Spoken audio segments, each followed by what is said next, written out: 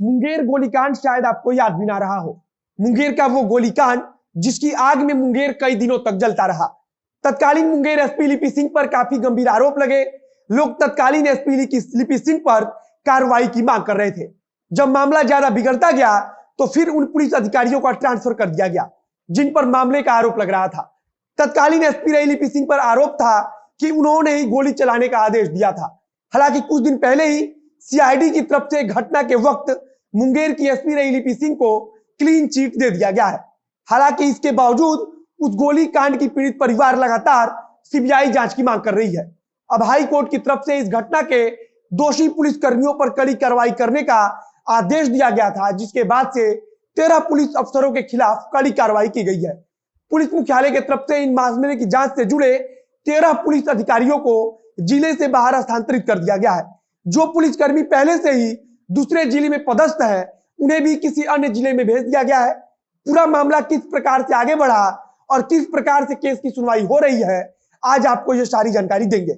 नमस्कार, मेरा नाम है मोहित कुमार सिंह और आप देख रहे हैं जनता जंक्शन का विशेष कार्यक्रम एक्सप्लेनर।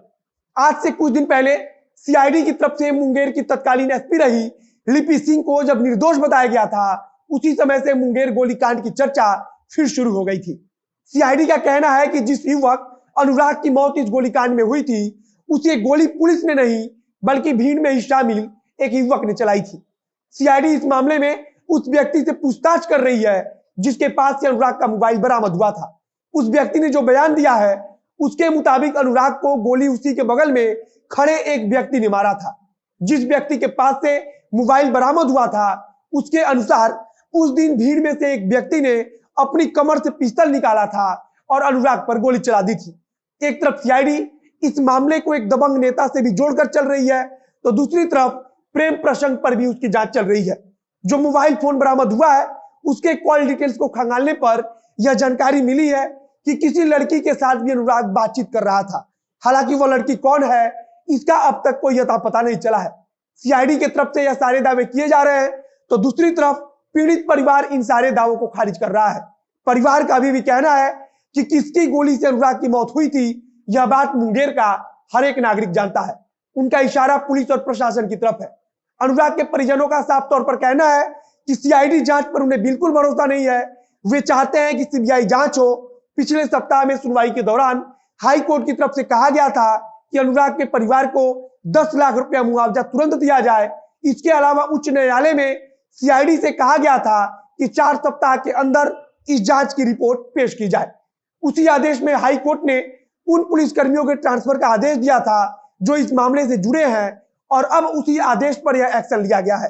अगर मामले की शुरुआत की बात करें तो मूर्ति विसर्जन के दौरान यह घटना हुआ था। उसके कई सारे वीडियो फुटेज भी सामने आए थे जिसमें साफ तौर पर दिख रहा था कि किस प्रकार से पुलिस वाले लाठियां बरसा रहे हैं। उसी समय वहां पर गोली चली जिसमें अनुराग नाम के युवक की मौत हो गई थी।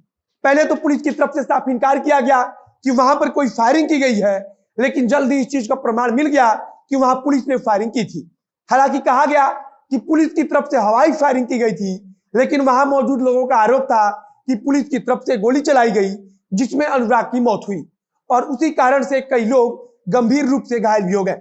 घटना होने के बाद से लिपि सिंह के पिता और जदयू नेता आरसीपी सिंह पर भी लोगों का गुस्सा दिखा था। आरसीपी सिंह को कई जगहों पर विरोध का सामना करना पड़ा था। इस घटना के विरोध में मुंगेर जल उठा था। थाने से लेकर पूरे शहर में खूब तोड़फोड़ हुई और आगजनी भी की गई थी। हालांकि इसका सबसे बड़ा कारण भी पुलिस की लापरवाही ही थी, क्योंकि उस समय तक पुलिस अपनी गलती मानने को तैयार नहीं थी। पुलिस की तरफ से जांच को लेकर भी जब कोई कठोर कदम नहीं उठाया गया तब पीड़ित परिवार को सर्वोच्च न्यायालय में जाना पड़ा। तत्काल सुनवाई की अपील करते हुए पीड़ित परिवार ने सुप्रीम कोर्ट में अर्जी दी, जिसके बाद से सुप्रीम कोर्ट ने पटना हाई कोर्ट को 2 महीनों में सुनवाई पूरी करने का निर्देश दिया था। अब हाई कोर्ट उसी आदेश पर आगे सुनवाई कर रही है। इस गोलीकांड में कई पुलिस वालों को भी आरोपी बनाया गया था। वीडियो फुटेज के आधार पर कई तरह के सवाल उठ रहे थे कि आखिरकार पुलिस वाले किसके आदेश पर इतनी निर्दयता पूर्वक लाठियां बरसा रहे थे और किसने गोली चलाने का आदेश दिया था। वहां जो नागरिक मौजूद थे उन्होंने बताया था कि फोन पर एक निर्देश मिला था, जिसके बाद से वहां मौजूद पुलिस ने गोली चलाई थी। फोन पर निर्देश देने वाले अधिकारी को लोग लिपि सिंह कहते हैं और मानते हैं कि उन्हीं के आदेश पर यह कार्रवाई हुई थी। अगर फिलहाल की बात करें तो हाई कोर्ट के देखरेख में सीआईडी इस मामले की जांच कर रही है। अब हाई कोर्ट के आदेश पर अमल करते हुए 13 पुलिस अधिकारियों पर कार्रवाई की गई है। हालांकि अभी भी इस मामले का असली दोषी कौन है और किसने अनुराग को गोली मारी थी, यह सवाल ज्यों का त्यों बना हुआ है। वहां मौजूद नागरिकों और परिजनों के आधार पर देखा जाए तो यह गोली पुलिस वालों की तरफ से चलाई गई थी, जबकि सीआईडी के अनुसार यह गोली उसी भीड़ में खड़े किसी युवक ने चलाई थी। अब आपको अंत में इस गोलीकांड की कहानी समझा देते हैं। मुंगेर में दुर्गा मूर्ति विसर्जन को लेकर पुलिस और आम नागरिकों के बीच अक्टूबर 2020 में हंगामा हो गया था। उस समय पुलिस की तरफ से वहां लाठीचार्ज करने के साथ साथ फायरिंग भी की गई थी। फायरिंग के कारण मचे भगदड़ और पुलिस की लाठीचार्ज से कई लोग गंभीर रूप से घायल हो गए थे। तो वहीं गोली चलने के कारण अनुराग नामक युवक की मौत हो गई थी और भी कई युवा घायल हो गए थे। वहां मौजूद लोगों का कहना था कि अनुराग को पुलिस की गोली लगी थी, जबकि पुलिस की तरफ से कहा जा रहा था कि अनुराग को उसी भीड़ में शामिल किसी युवक ने गोली मारी है। इसको लेकर मुंगेर में काफी बवाल हुआ था।